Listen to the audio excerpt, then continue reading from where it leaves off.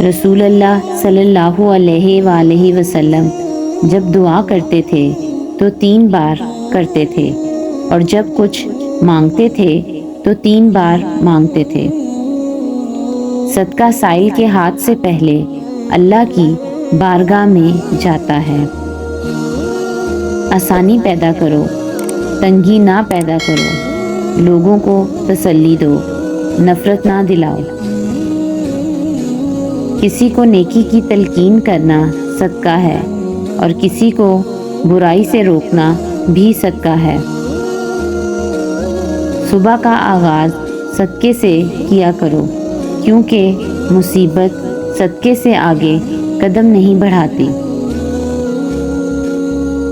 باپ سے منہ نہ پھیرو، جس نے اپنے باپ سے منہ پھیرا اس نے کفر کیا۔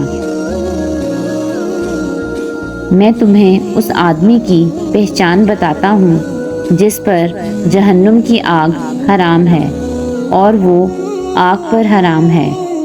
یہ وہ آدمی ہے جو نرم مزاج، نرم و طبیعت ہو اور نرمی سے بات کرنے والا ہو۔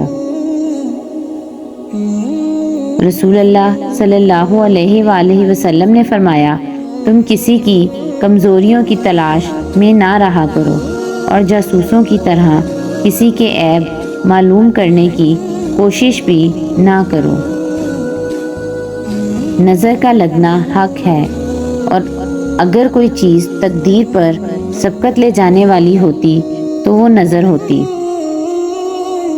مسلمان کا اپنے اہل خانہ پر خرچ کرنا بھی صدقہ ہے۔ ایک وقت ایسا آئے گا کہ دین پر قائم رہنا اتنا مشکل ہوگا جتنا ہاتھ میں چنگاری پکڑنا۔